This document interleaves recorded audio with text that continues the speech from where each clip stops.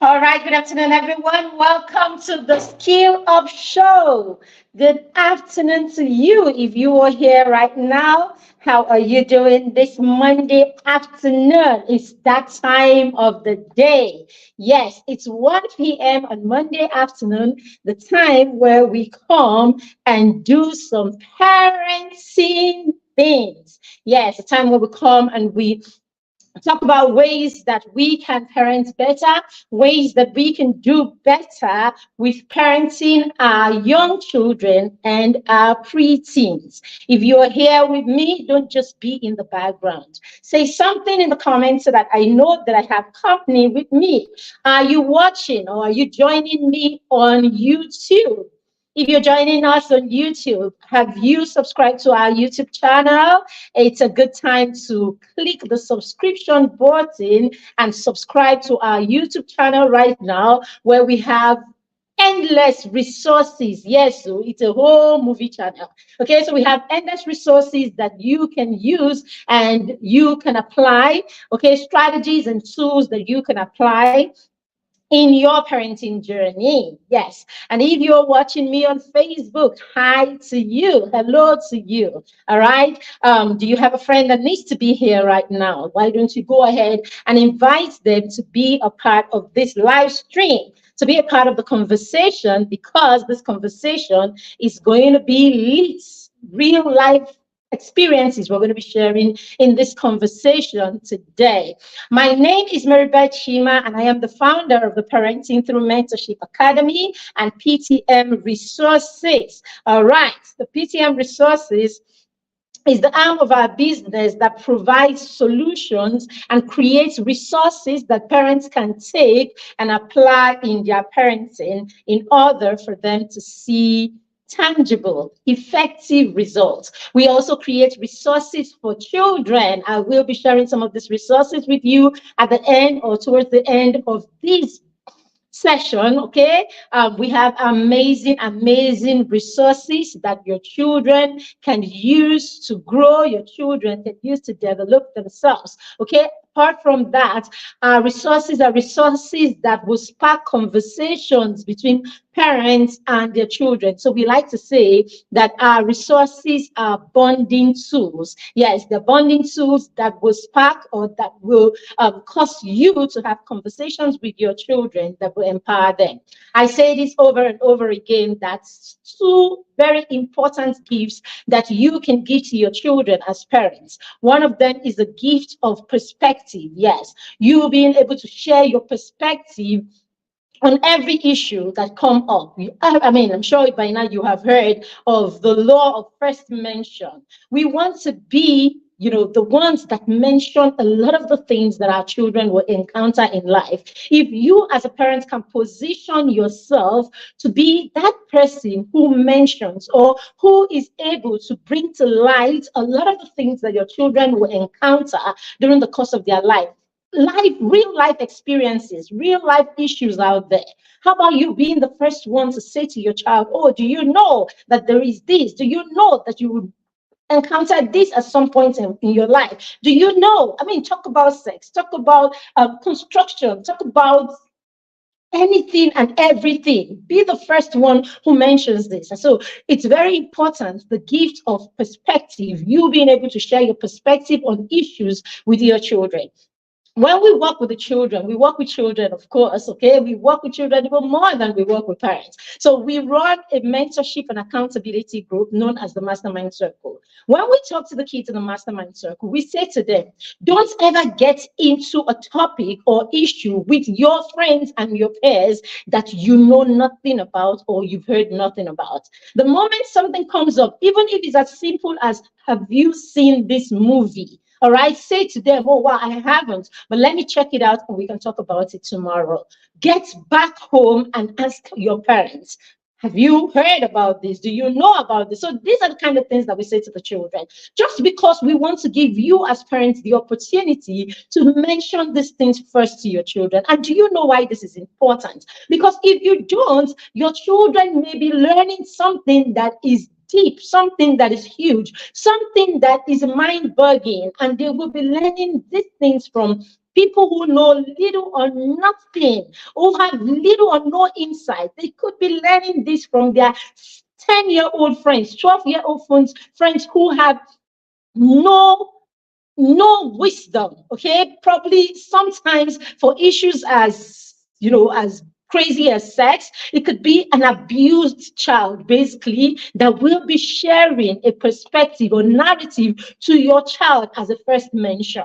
And you know something, that first knowledge, that first narrative that the person shares with your child may never leave your child's mind, because that is the first person that ever taught or told him anything about this. So that's why you want to position yourself as a parent, right? That you are there, right? Ready to share or ready to bless your children with the gift of your perspective on all of these things. And that's why you should have your children in programs like the Mastermind program, where we can work with you to point your children back to you, okay, in cases like this. All right. The other thing or other gift you can bless your child with is the gift of experience. Yes, the gift of experience would enlarge your perspective, right? It will give authenticity to your perspective. The gift of experience will bring it to reality. It makes it tangible. It makes it believable. Yes, it brings believability to the whole system.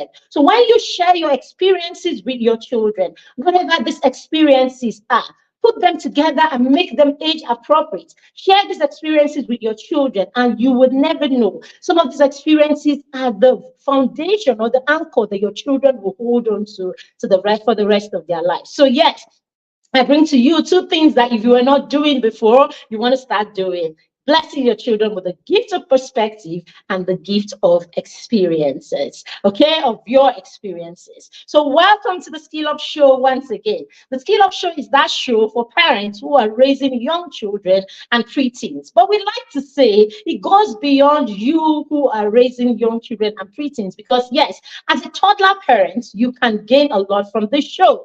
Yes, you don't prepare for war on the day of war. So why don't you load up your toolbox as a toddler parents, so by the time your children begin to get into that preteen or adolescent phase, you are already equipped, isn't it? Now, even for teenage parents, okay, or parents of teenagers, there are things that you probably have missed during the preteen phase of the child's life and even during toddler phase of the child's life. And yes, we're talking about these things. It means that you still get a chance to go back to the drawing board and see what you can do to help your child fill that gap in their lives. Because the truth about it is, any gap that is not filled up will be filled up someday by something. It's either pop culture or some twisted narrative that your child will use to fill that gap. So we don't want to leave gaps in the life of our children. So whatever gaps it is, it may be more difficult for you to teach at this point or for them to trust and believe. But hey, it is better that you have the opportunity to try or do something about it than for you not to have one at all. All right. So today we're looking at how you can succeed together as a family, meaning how can we have a win-win situation in our homes? Sorry, I'm not in my usual studio today. Yeah, so I hope there's nothing too distracting around here. All right, so yes, how can we have a win-win situation in our homes? How can we have a win-win situation such that you as a parent, you are winning and the children are also winning? All right, now, the truth about it is parenting is a daunting task. It is one of the most difficult, one of the most daunting experiences in the world, yes, so that you would have to go through. It is not a walk in the park. I mean, if you are parenting effectively, then there is a lot of work that has to be done. If you're parenting effectively, then you cannot be doing it casually, I promise you. So if at any point you find yourself being very casual, it's not ruffling you, it's not, it's just easy. I'm telling you, you want to go back and check and see if you're actually parenting effectively. I mean, we have learned that we know over and over again that for you to parent effectively, you have to have your emotions in the right place. for starters. Now, is it really easy to have your emotions in the right place? Is it really easy to have the children do all of this craziness, all of these things that we know that children do, and you can still keep it calm, collected, and you can still guide them and help them navigate? Not that easy at all. So every time you find that it's easy peasy, you want to stop and check again and see and be sure that you are actually doing the right thing. So as a parent, you will be faced with many choices. That's another thing that happens in parenting.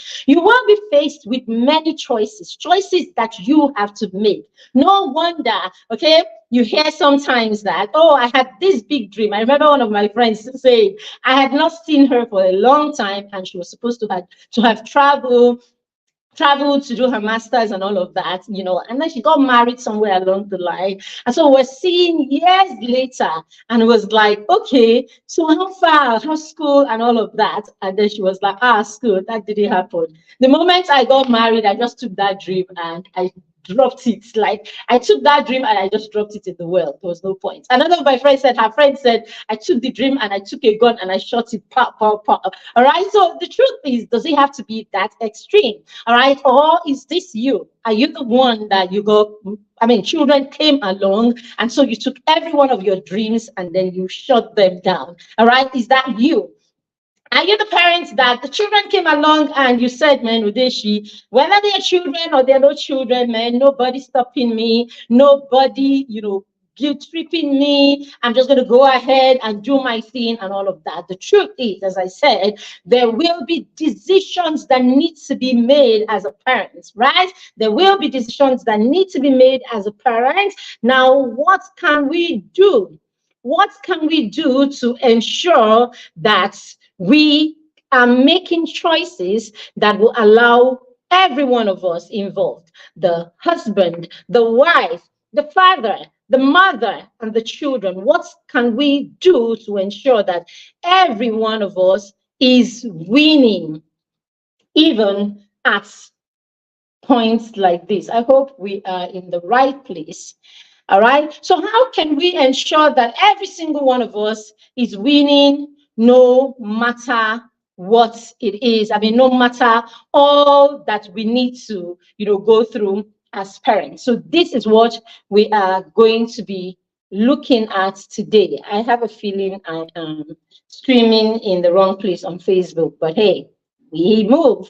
All right. So how do we ensure that everybody in the family, the whole family, is winning? How can we do that? How do we ensure that this is happening? All right. So a family is made up of individuals. We know that: father, mother, brother, sister, all of us. The family is made up of individuals, but the family becomes stronger and it becomes unstoppable when the family becomes a unit. Okay.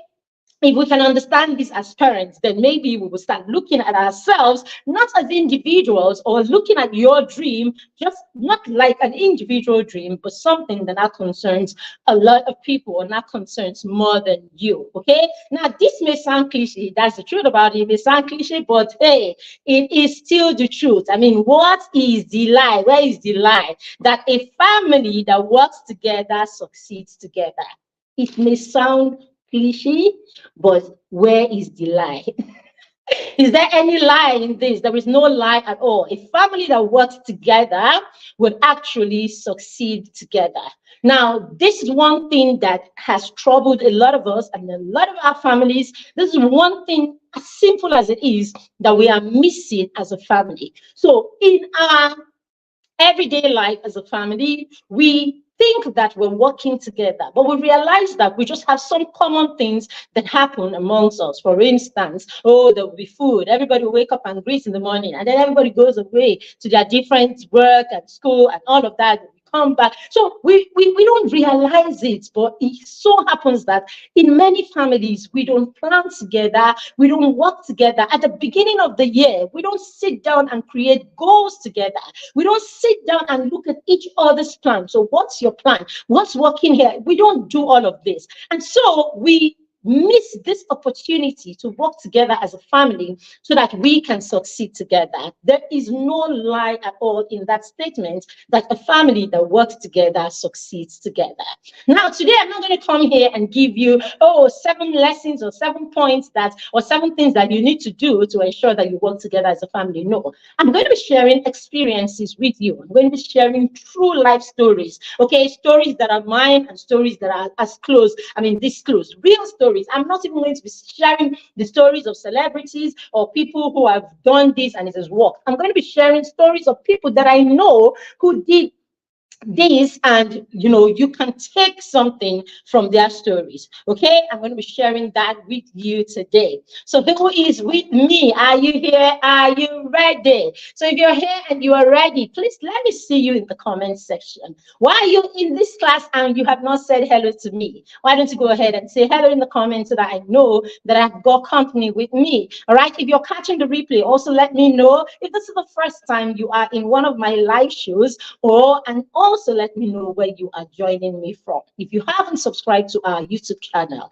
this is a great time now to take that 2 seconds, click on that button, and also click on the bell sign so that whenever we go live, you'll be alerted whenever we go live. And if you are on Facebook right now, and what we are saying here is resonating, you're having the ha-ha thing, or you can hear, okay, something that is resonating with you, I want you to share with a friend or a family member that you know that can benefit from what we are talking about today. A family member that has got children, a family member that may be in that place where they need to make choices or decisions that can affect them and their children.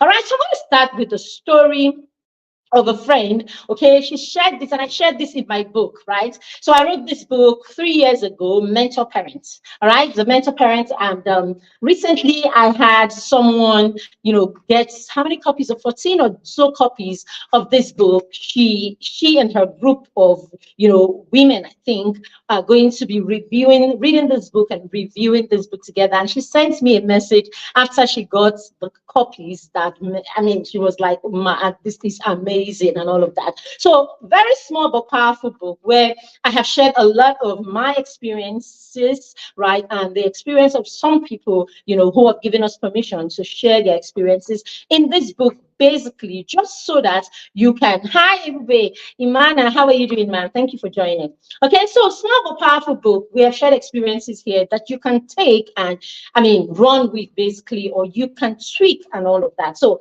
I shared the story of my friend. She's been here in one of our sessions, right? And she shared with us her experiences too. All right, and it was a story of a young girl, right? At the time, her parents had separated, at that time, and it wasn't one of those easy ones, and so or basically she doesn't know. She was really young, so she doesn't know the dynamics that went in there, but she just knows that mommy was just not around a lot. And so she has all of these brothers, she was an only girl, and she had her brothers, and before she knew it, she just wanted to be, it's not just wanting to be, she learns from the people around her environment, right? Basically, she learned, and she had brothers, and all of that. No. There was no separation. Her mom was not just around. Sorry about that. Yeah. So her mom wasn't just around. They were working. Sorry, I'm very sorry about that. They were working in 2 different cities, and it was she and the boys a lot of the times, right? And so she was like them. But what she realized was, at every point, Daddy wasn't just satisfied with the fact that she wanted to be like boys. She wanted to act like boys. She wanted to dress like them, and all of that. So right from the very beginning, there was some level of connection that she needed, but she wasn't getting at the time. Okay, some level of connection that she needed, she wasn't getting at the time, and that's how she grew, and then got to the point where at every point she was like this with Daddy. They were always at loggerheads, and all of that. And so when the time came for her to make a decision as per school and all of that, and her father was trying to, advise and guide her and all of that, it wasn't just going to work because, hey, there wasn't the relationship, and all of that. So there wasn't a relationship at all. Now, was her dad, were her parents winning. They were winning, in their own sphere of life, okay? But this was a young girl that was, very confused, a young girl that, couldn't find the adults in her life that she could trust, the adults in her life that she could listen to. She couldn't find that person whose voice had her ears and her heart.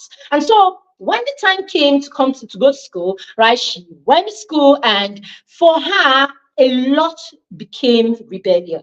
So it was like, if your father says go right, automatically I will go left.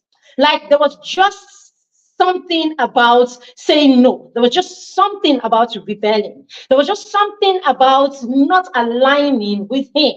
And what happened? She was here. She shared the stories. This story. She's been on two of our, conferences or something like that. All right. And then she said, what happened to her was, it was like at every point, I needed to do something to irritate my father. So while she was doing and irritating her dad, she was sabotaging herself.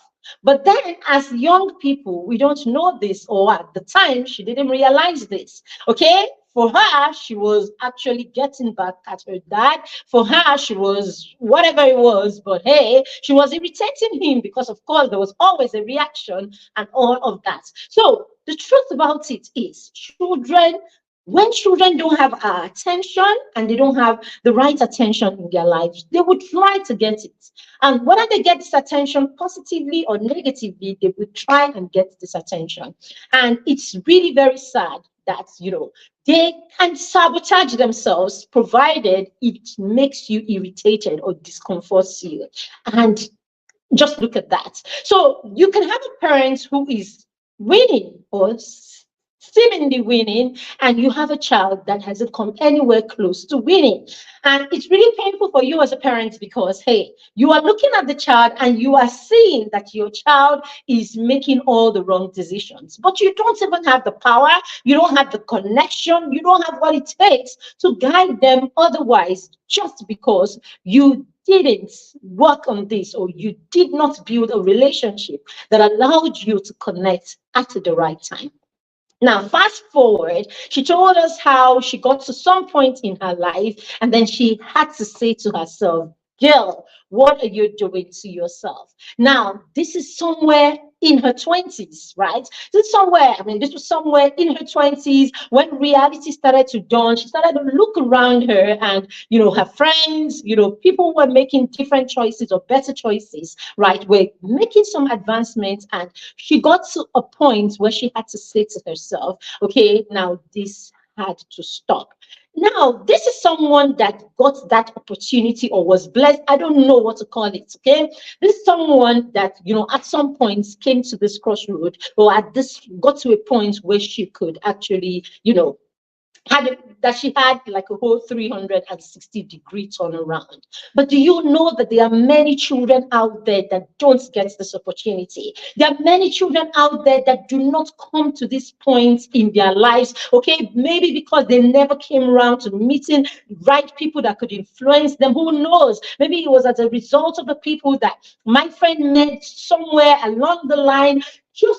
It could be anything, right? But what we're saying is that there's some children who don't ever get to this point. So that's why when we say there's a need for intentional parenting, there's a need for boundaries, there's a need to do this and do that. Some parents will come and argue, and they'll say to you, oh, some of us, did they do all of this to us? Are we not making headway? Some, I don't even want to use, did we not turn out right? Because, I'm looking around and I don't see how we turn out right. Anyway, but a few of us, some people make headway, okay? And because of that, we want to shout it loud and say, oh, am I a useless person? But the thing is, out of 10 children, are you sure? Are you sure that all 10 of them will come around? Okay, are you sure that all 10 of them will come around? Are you sure that 9 will come around? So we don't want to take these chances, basically. So we say, as a parent, it's important that you put it at the back of your mind that we can all win.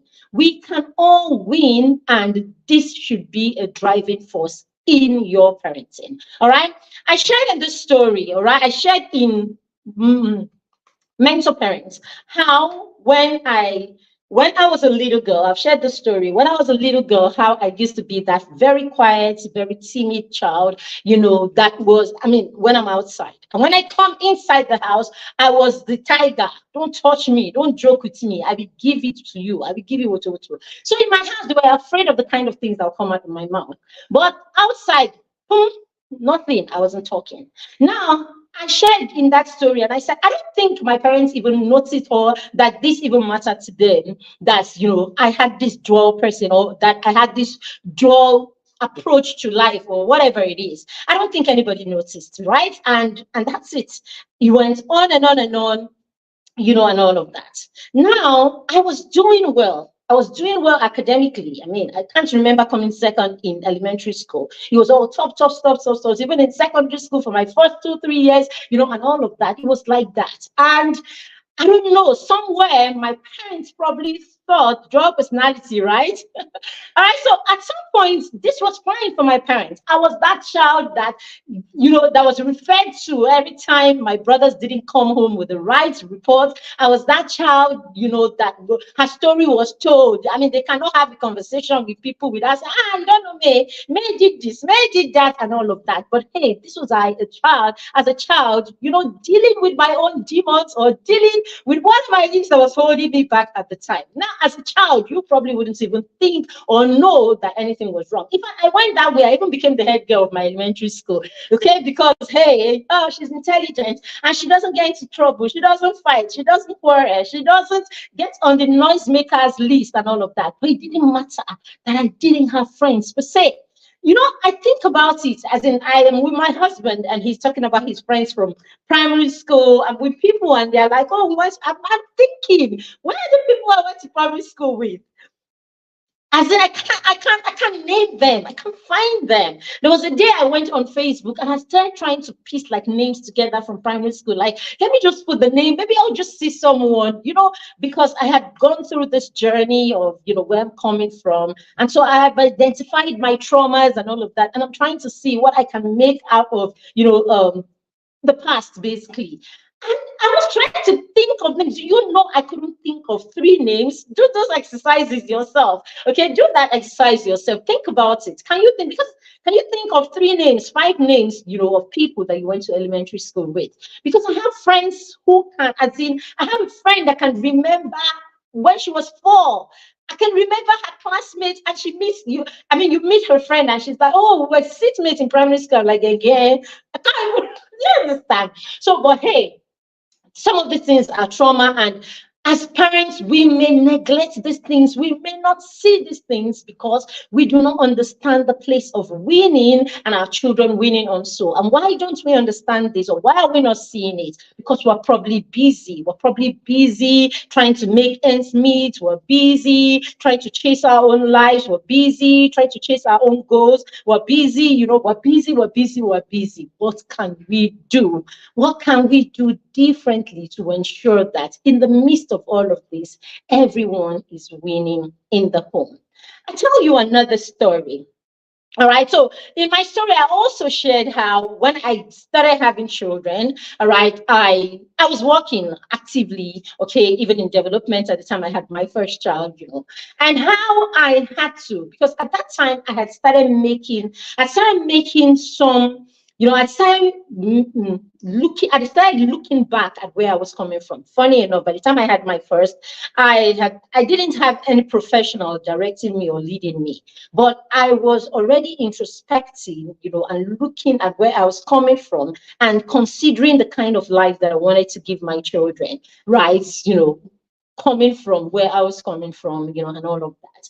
And so I had made up my mind that I was going to be present more and that I was going to allow my children wings. That's how I said it. I just said I was going to allow my children wings to fly, because I ended up in a science class that I believe I didn't have a business, in or with, did I do well? Yes, I did. Did I pass? Yes. Did I fail? No. Okay, but I just feel I could have done much more, right? If someone knew me, or someone truly knew me and could direct me, and all of that. So I ended up, with every other person. I wanted to carry a Barbie. Everybody was carrying a Barbie, lab coats, and all of that. And naturally, you came now, your name was on the science list somewhere up there, And so I went into that class, like, and then you have to be in A.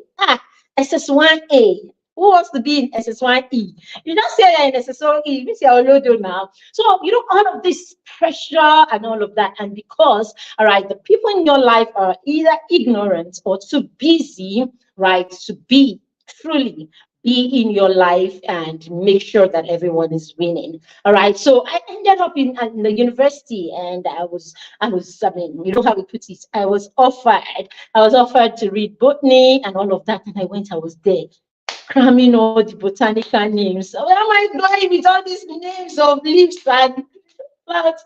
What's going on here? I didn't have fun one day, in that department, but hey, it is what it is. So basically, and all of that. So that alone, this experiences alone, by the time I was getting married, at least I knew these experiences were a thing. They were enough for me to, decide that I was going to pay more attention to my children when it comes to things like this. All right. So I knew that one. So by the time they came, it became a case of I would go to work, and one of the things that I did, okay, one of the what do you call it? I call it one of the my work principles was I will not take work home, and I will not bring family to work. That's what I did. So as a way of being present, ensuring that I was winning, ensuring that my children were not the ones that were put on the first sacrificial table, and sacrificed for my work, so that I am winning and they're winning. I did not, as a young mother, I didn't take work home. Work ended at work, home ended at home. So yes, I will show up at the office, and when I've showed up at the office, I made it a point. I made it a matter of principle that I don't do anything that had to do with my family when I'm at work. So I give work 100%. So back then, they knew me at the office, that the moment I would not even pack my load, I would pack it 30 minutes, 20 minutes, 10 minutes or so before. The moment that time clicks, that work is over, I have packed everything. The one that needs to go under goes under, and I'm off. I'm not touching anything till you see me in the office the next day. So that was one of the things that I did to ensure that I gave to Caesar what belongs to Caesar, and I gave to God what belongs to God. I said that in this book, okay? So that's one of the things that I did at that time. All right, so I remembered when I now moved into the education sector.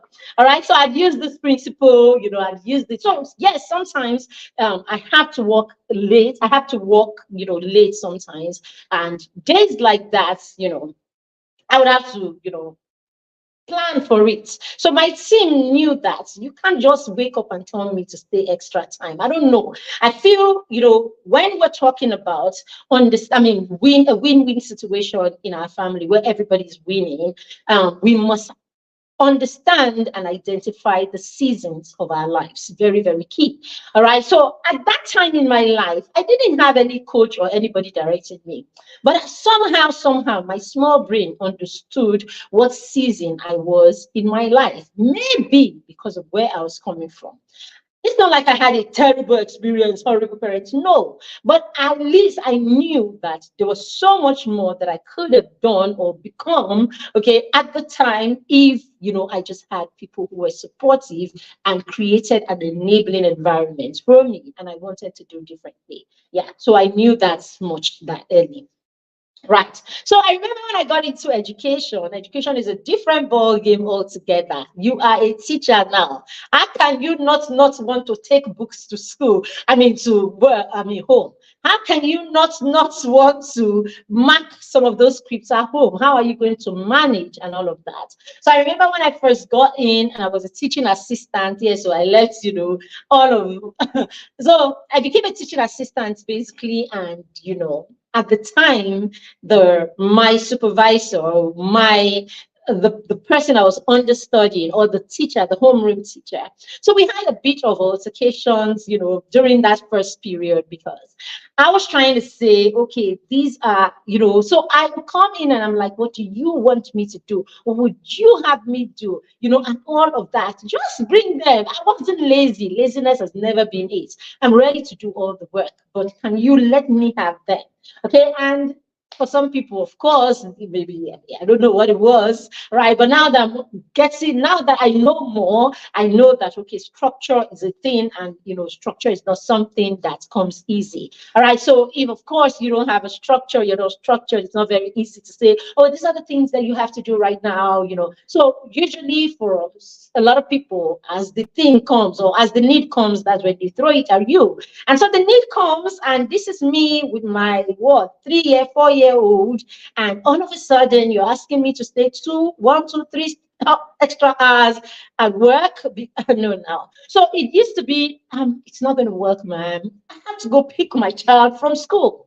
I'll get somebody else to pick her. How? By how? By how? So I had all of that altercation because, yes, I didn't understand the season I was in my career. I didn't understand the new environment or the new profession that I had gotten into. But with time, I started understanding. And so I taught in this book about how, at the beginning of the school year, I would go to the children's school, and my son at the time, and I would get the scheme or the plan. Sorry, I will get the plan, the calendar for the year, and I will sit down with their calendar and sit down with my calendar, and I would check all the dates that I needed to be present for a competition in school, a presentation in school, or whatever it is in school. I would check that, and my husband would do a check also, on his own schedules too. I would check that, and I would seek these days, basically. And so I showed up for every presentation. I was a teacher, but I showed up for every presentation, every gathering, everything that they did. All I needed to do was put in an excuse of for 2 weeks or 1 month before. Right, I will put in an excuse a whole week, 2 weeks, and all of that before. So many times my superiors couldn't, say no. They couldn't say no because a lot of the times I have given them heads up and they knew. 1 month, this person told you 1 month ago. How are you going to say no to this person? And so this is how, one of the ways that one of the things that I did to recognize that I needed to win and the children needed to win too. And this was the season I was in my life and the season in my career, the season as a parent. And so I needed to make it work for everybody. And so I had to go the extra mile to make it work for everyone. All right. So this brings me to, who gets chopped on the sacrificial, whatever table, for one person, to succeed and all of that. So I was speaking with, a friend, right, recently, and we were talking about, our experience. Shout out to you. Oh, Dr. Wala, I see you. So I was speaking to Dr. Wala actually, and we were talking about, we talk a lot. We talk about the children, what's going on in their lives and all of that. And then recently she had made some decisions with her son, and all of that. We've been talking about it for a while, So I was trying to understand, how do you manage these things? And she told me about her schedule. I know her schedule and how, she has to work at night and then she had to be there for the kids, And I'm wondering, how are you managing it? She said to me, Coach MB, the thing is, someone has to make this sacrifice, and I'm not going to put my children on that table and chop them so that things can work for me. So if there's anybody that is going to make these sacrifices, or if there's anyone that is going to go on that table, then it's got to be me, right? And isn't it just reasonable? Because as adults, we can make all of these adjustments, isn't it? As adults, we have all of these choices, but as children, they don't have. Now, this is This is how vulnerable our children can be, right? Because as their parents, we can decide that we don't want to, mess up with our careers. We don't want to mess up with, there are bills to be paid. There are bills to be paid. There's all of this. So as a parent, you could be in that space where you don't want to mess up with all of these things. So you have to do what you have to do to make ends meet and all of that. And, we have a way of justifying these things. Oh, if I don't work, how am I going to raise them? If I don't this, how am I going to do that? And so sometimes we make these decisions that end up sabotaging the children. I've said this recently. I say this, a lot of, I say it a lot these days. I say, whatever it is that you're dealing with, or whatever it is that you're going through right now as a parent, is a season. You're just going through something, a season, a temporal thing in your life. But for your child, this is more than a season. For your child, this is experience. The experience that will form the rest of their lives. So for you, you are going through pain, at this time. And so that pain is causing you to be irrational. That pain is causing you, to be angry and say all kinds of things. It's causing you to shut down on everybody. But hey, for your child, it's not just mommy for 2 days, 3 days. For your child, this is how you react when you are going through tough times. That's what you're saying to the child. You're saying to the child invariably, sweetie, whenever things are tough for you, this is how you should act. Treat people like they are nothing. Treat people like they're nothing. Talk to them anyhow. Go off on people. Shut everybody out. Do all of these things. This is what you're saying to the child. And this becomes the child's experience and the foundation that you have created for them. And the rest of their life is going to be built on this foundation. So we need to be careful. So why for you, this is the season. Oh, okay, I just moved to a new city.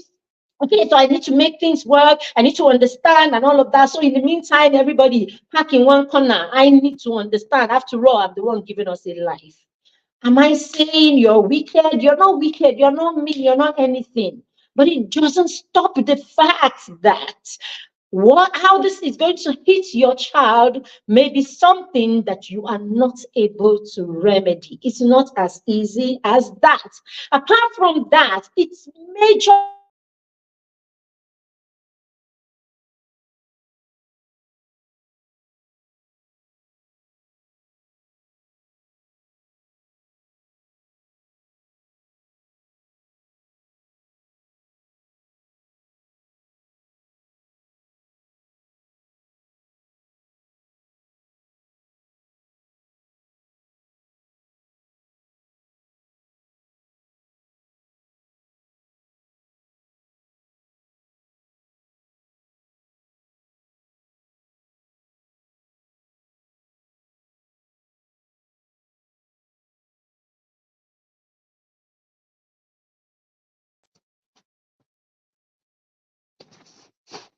Sorry about this.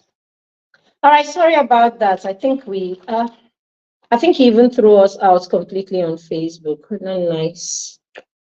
All right, sorry about this. Let's see if we can go back live on Facebook if it's possible. Sorry, just give me a minute there. Let me see because that session already ended on Facebook. Just give me a second, please, if you don't mind, please.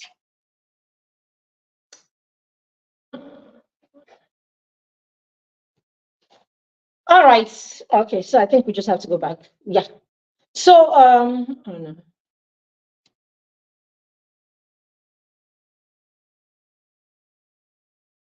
All right, I'll just have to let Facebook go. It's not working there anymore. All right, so yes, as I was saying. So for you, it may just be a temporary thing, but for your child, that is the foundation of the rest of their lives. So we need to understand these things and we need to stop. As I said, as in a family, we may be individuals, but when we come together, we can be really powerful. Now, at this point, at the point where you begin to preempt these things, okay, at the point where you're making certain decisions, or at the point where certain things, are beginning to look like, okay, we're going to have a challenge here. This is when you want to harness the power of your unity as a family. Sit down together.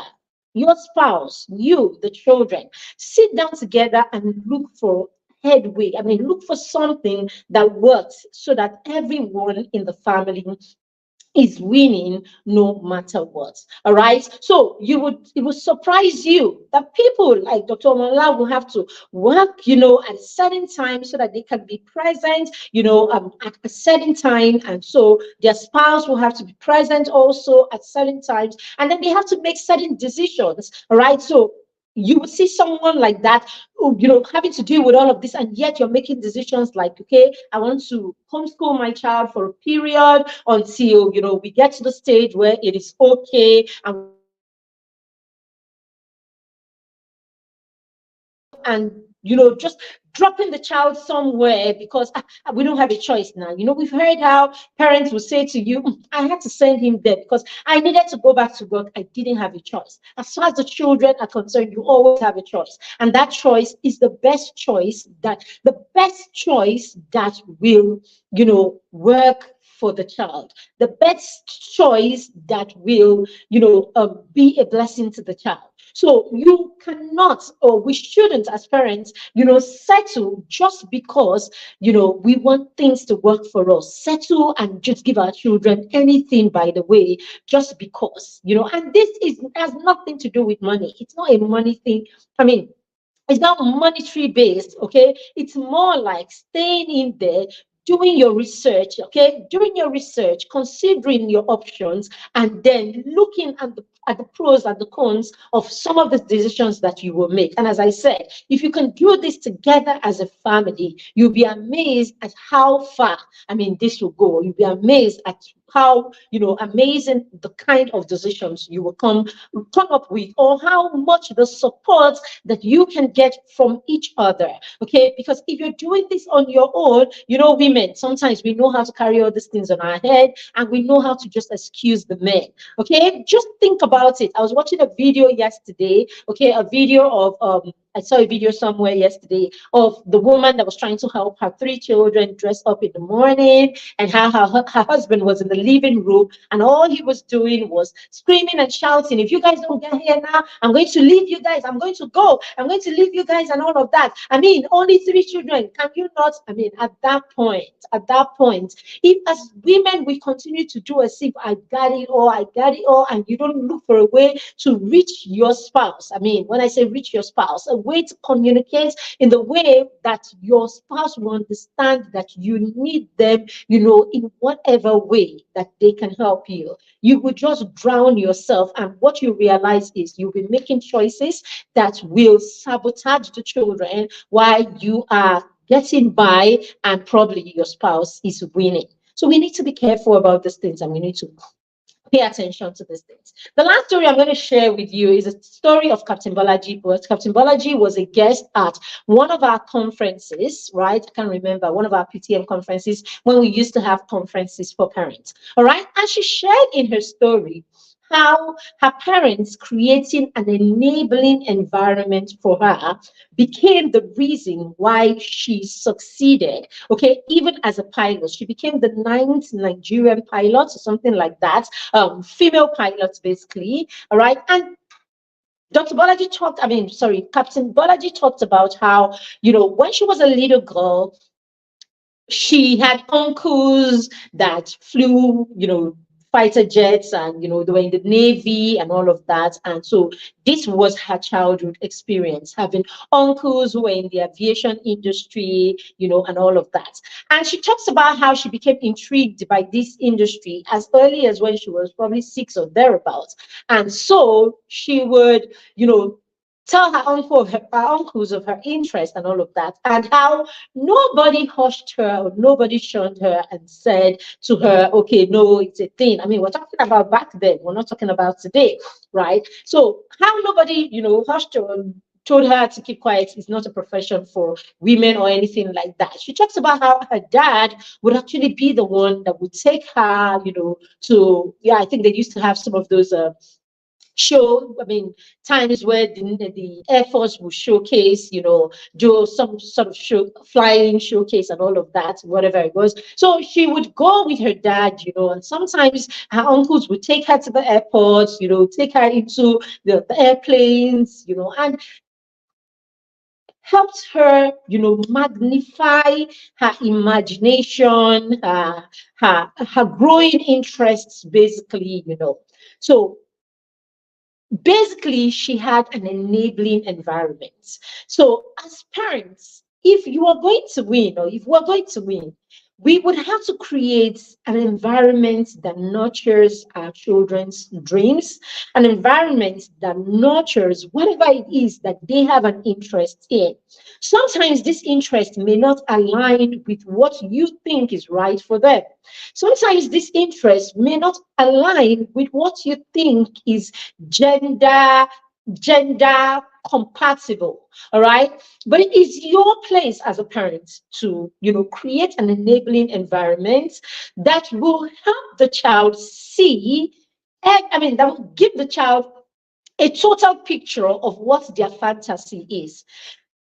During the course of this knowledge expansion that you're doing for your child, you can share, or you can use the gift of perspective.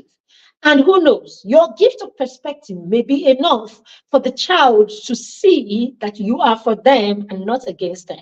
And that may be the reason why your child may have a rethink if there's anything. I mean, if really, that thing that they want is really unsafe for them or is not right. That is us trusting that you are being objective yourself as a parent. Okay, so whatever it is, but when you come at the children with this, you can't have it, you can't do it, what you are doing is you are going to lose trust and you're going to disconnect with this child. It's as easy as that. It may look to you as a parent that you are winning because the child is obeying you and the child is letting go, but I promise you there is a lot that is happening behind the stage or behind the scene that you do not know. There is a lot of mindset trick that is happening. There's a lot of psychological damage or repair. There's a lot that is going on behind if we don't handle the way that we respond, or the environment, if we don't approach some of these things in the right way. So the fact that you are using your authority or bullying your child, I know parents don't like to hear that. So the fact that you're doing this doesn't necessarily mean that you are winning. You probably are doing more damage for this child, more damage for your relationship than you really realize. So it's always safer to pay attention to what it is that the child loves, the child is interested in, make them know that you are on their side, enable them, positively, and then use the gift of perspective, experiences, right? That's why we always say, for whatever it is that your children are interested in, as parents, you want to look for people who can inspire them. Looking for people who can inspire them is, it's a springboard, basically. Look for the stories of people who can inspire them. And these stories can be stories of people who went that lane and crashed, people who went that way and it didn't turn out well. The blessing of perspective, using stories, using experiences. That may be the reason why your child would grow in their passion, or your child will realize that they need to have a rethink. Okay, come from there. Don't always come from the beginning. Oh, you can't. It's not your life. It's still their life. Sooner or later, they will realize that it is their life. And sooner or later, they will be bold enough to say to you, it's not your life.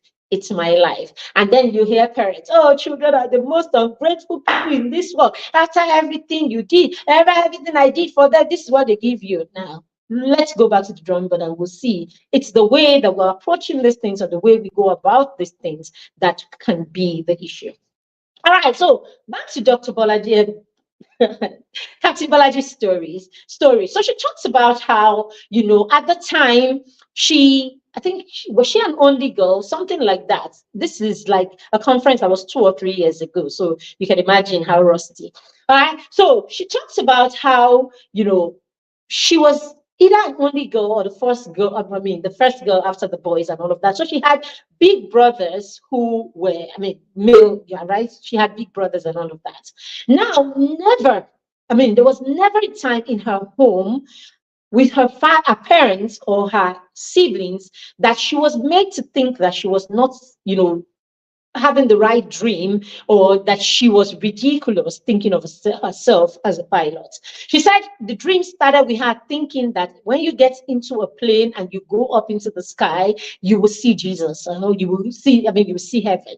And then that childhood fantasy. So it's as simple as that. The childhood fantasy. And I talked about that in my book, Bedtime Stories for Champions. In Bedtime Stories for Champions, I said that a child needs at least one adult in their lives that can help them see a dream that they cannot yet picture. Okay, they can't even picture the giant that is inside that they cannot even picture. You can help them begin to make sense of that, that giant or that picture that is even blurry to the child. So for your child, it could be as simply blurry. It can be as blurry as thinking that when she flies in the sky, she will see Jesus. Now, it is you that will use the gift of experience, perspective, and all of that and begin to help her understand that, yeah, we will see Jesus someday, but it's not, you will give her clarity, but her dreams and her wild imaginations are authentic. They're important, basically. Okay, they usually are the foundation of their passion, basically. All right, so that's what it was for her until, of course, she started having conversations with her dad, with her uncles, and then they took her to see real planes, to touch real planes, to see real planes at work, and all of that. And that's fantasy. That simple, innocent, fantasy started getting tangibility. So now she understood, oh, you don't necessarily have to see Jesus when you fly in the sky, but you can, you can actually fly and you can land somewhere else. You can take people, okay, from one destination to the next destination and all of that. And it is doable. And this is how you go about it. That is how you go about it and all of that. So she said her parents enabled, that dream, basically. So her father would take her, to the to see, all of these things, to see the possibility and all of that. And so when it was time for exams to go to secondary school, her father sat down with her and asked her, okay, I think you have to study science for this reason. They thought at the time they needed science, for this to happen.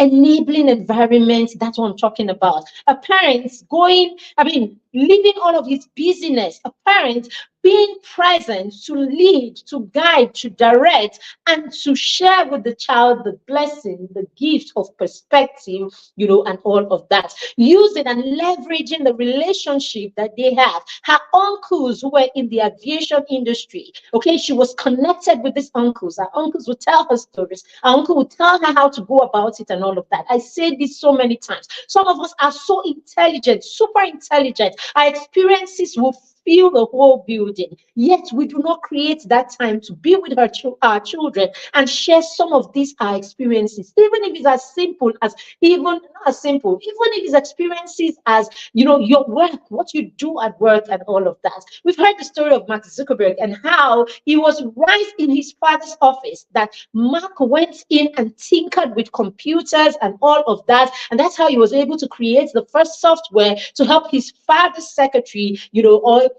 to help them communicate with the father from one wing of the house and the father's office where he had his dental practice. Okay, and how he had to go ahead and create something for his father and his receptionist to communicate when the father had clients and all of that. What are you enabling in your child? What you are enabling and what you are present to identify, okay, is how you are going to help your child win, even as you are winning as a parent. Okay, so Captain Balaji talked about all of that and then how she picked her subjects and all of that. And then she said it got to the point and her father encouraged her to go to the US consulate, okay, to go and get information about schools because at the time, the only aviation school in Nigeria wasn't working. So her father would encourage her to write to schools. She would write to the schools. She would go to the consulate. She would get the letters. The mail was working at the time. Okay, so she would get the schools and then the mails would come. And eventually she had to go to school. When she had to go to school, she said her parents could not afford it. But because they could see her passion and all of that, they went ahead and got a loan to send her to school with all of the uncles and everybody trusting her, blah, blah, blah. And then she came back, So basically, that's a little girl whose dream was not hampered. That's a little girl whose parents understood that she needed to win. And then she shared about how in her home, there was every child was raised alike, right? So there was no gender sensitive chore or whatever. So she said in her home, she was taught how to fix light bulbs. Her older brother, actually taught her how to cook. She said her mom was we go to work and all of that. And then it was her brother who will cook, until mommy comes back. And so her brother taught her how to cook and all of that. She said there was zero gender sensitivity in her home. And so you can imagine why, of course, nobody made her feel like you didn't have a business at the time where she could take a singular number when it comes to the number of female pilots in Nigeria. As a matter of fact, she said by the time she came back from school and got into the aviation industry, all of the women who were flying pilots at that time had stopped flying because somehow, they get married, childbirth, and all of that, and then they disappeared. And And at the time, she was one of the only few that were active. Now, fast forward, you know this same woman I'm talking about? She got to a point and she had to step away from this passion that she's had since she was somewhere around 5 years old. Yeah. Dr. Balaji said she had to say to herself, she had started raising children and she realized that her children needed her while she was flying the entire world. She realized that her children needed her. And then it was like having two balls in her hand, a crystal ball and a rubber ball. And she needed to make a decision at the time. Which of these balls am I going to drop at the time? Okay. And so her career was one of these balls and her family was one of these balls. And then she asked herself, which one is her rubber ball and which one is her crystal ball? Which one does she have to drop at this stage, right? So because she understood the seasons of her life, she understood where she was at the time, and she understood what her decision at that time could do to her children. She said, I made up my mind that my crystal ball was my children, and then that the rubber ball, in fact, she made the analogy of three balls because she's also the wife of a pastor. So she said, her Mama G.O. position and all of the things that needed her attention in church, and all of that. She was running an NGO. She was doing all of that. So she had those three balls. And she said to herself, you know something? If this Mama G.O. drops today, there will be another Mama G.O. In fact, even if Mama G.O. is not there, there will be someone that can represent Mama G.O. And so she dropped that ball without overthinking it. She dropped it. And then she thought of the second one. You see, this flying, a passion I have had since I was a toddler. Think about it. But she still decided that her children were her crystal ball. And so the rubber ball could actually drop, or the plastic ball could actually drop, and nothing will happen. So sometimes we just think so much will happen, nothing will happen. I'm not in your home, I'm not in your dynamics. Okay, whatever it means or whatever it is that is that ball, however you would drop that ball in a way that nobody will die. Please, let's think about who or what it is that our crystal balls are and how we can drop these balls that there will be no casualty. But if or peradventure there has to be any casualty in this world, okay, if there has to be any casualty in your life, then it is me that someone who is totally helpless, someone who is totally dependent on you, someone who hasn't got other choices, that child should not be the one that should go on that table, that should be sacrificed for every other thing to work. So I'm going to leave you with that today, dear parents. Choose your balls. What's your rubber ball? What's your plastic ball? And what is your crystal ball? Now think of what you can drop that there will still be a win-win situation. Because according to Dr. Captain Balaji, when she drops flying, she had other things that she could do. And did she drop flying forever? No. She talked about as soon as her last daughter went off to school, she just went back, dusted, and there she was, flying the world again. Thank you very much, everyone, for being here today. I hope you got value from this session. If you did, let us know in the comments. As I said, we have resources that will help you and your children. So Bedtime Stories for Champion is a book that I wrote and is very dear to my heart. We have sold over 3,000 copies of Bedtime Stories for Champions, and this is a book that talks about what I'm talking about today. Young children with passion. We have young children who started having some passion when they were 9, and they went ahead because they had parents who enabled these dreams. These children went on to, even as young people, to start doing things that can change the world. So these young children, 10-year-olds, 8-year-olds, 6-year-olds, are already creating impact and solving problems in their communities. So you want your child to read a book like this so that your child begins to understand.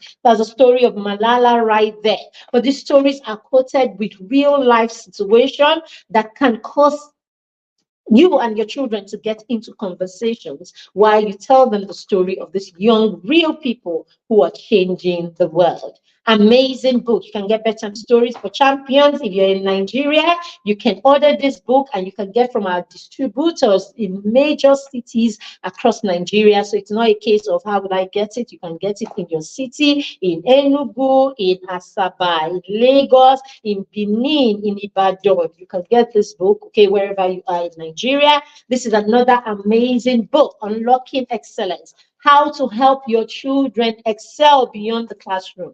In this book, children will learn that, your academic success is amazing, but you can win not just in the classroom. You can win spiritually, you can win, in your social life, you can win in your personal development, you can win in every aspect of your life. One thing that we don't introduce early to our children. And so when they get to their teenage, when they become teenagers, they begin to struggle. You begin to struggle to make them do anything reasonable. Because, hey, at the time, all they want to do is go to school and then play.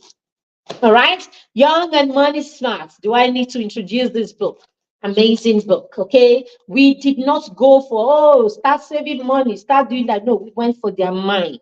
Let's get it right first. Let your child begin to think from a place of abundance when they think of money. Okay, so when they see these celebrities who have shitty behaviors and have lots of money, they know that money, wealth is not the fact that you can buy Hennessy and you can wear big gold on your neck.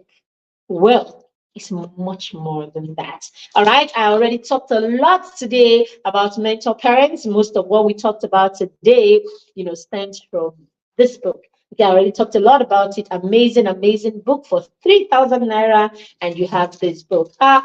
Playtime Stories for Champions. Amazing, amazing book where your children can begin to do things that will help them, things that will help them connect with nature. The children can start creating.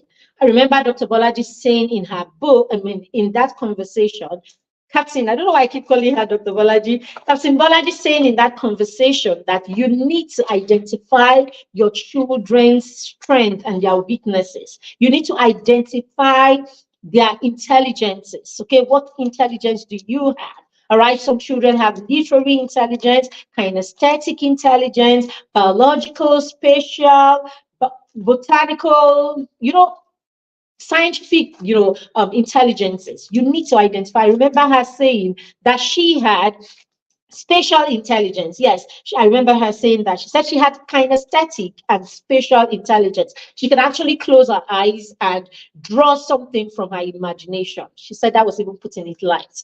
Some of our children have some of these powerful things, but we don't know because we are not paying attention. She said she can actually close her eyes and she can, direct herself to get to a particular spot just closing her eyes. So she had like real high level spatial intelligence. So what intelligence does your child have? She said she would rather you told her what to do and she practiced it. She was highly kinesthetic. Okay, so she didn't learn so much from reading than she learned from working and doing practical stuff. All right. So in this book, we have put activities together, 30 activities together that cut across all these different intelligences. Okay, so activities that will help to stimulate your child and help them practice. Okay, for your child who is kinesthetic, for your child who just loves to, explore and all of that. It's all about, creating activities. So the children tell a story, and that story leads to creating an activity. Amazing resource. Do you want your children to be able to stop and reflect at the end of the day? What did I do today? What am I grateful for? Then you need to help them start putting together their thoughts, okay, in a book, all right, documenting, journaling, and all of that is such a powerful tool to raise people who are mindful. All right, Christmas Stories for Champions is not here, but that's another one of our books. So we have all 7 books, right? We have 7 books, 7 publications that we have that you can grab. Okay, just reach out to us in the comments, send us a message if you like, all right?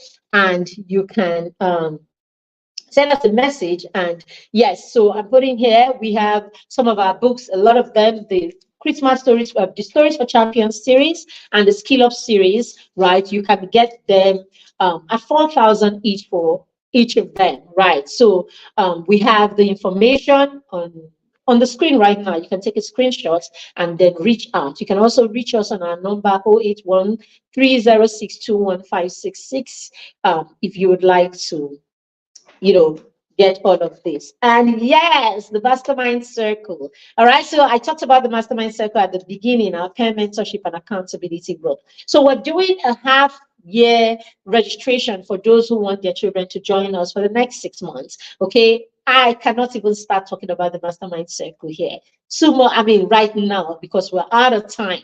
But that's the place where everything we're talking about today, okay, what you do with your children as parents, we can go on that journey with you, mentoring your children, giving them accountability, and working with them to achieve those small dreams that they have.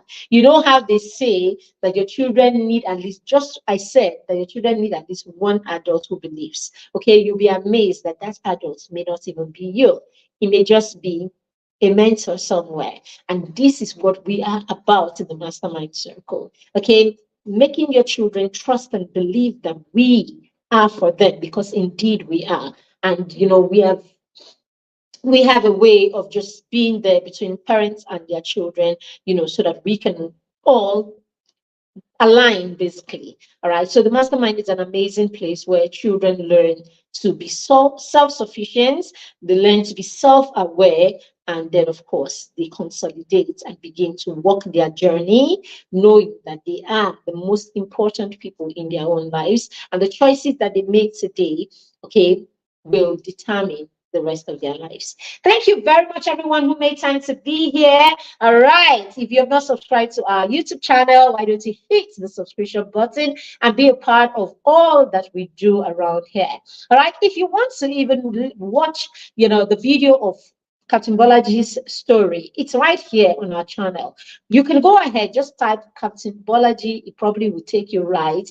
Okay. Or we'll probably share that, her story. So you can go and watch it. It was 2 years ago when not too many people knew us. Okay, but that story, powerful session.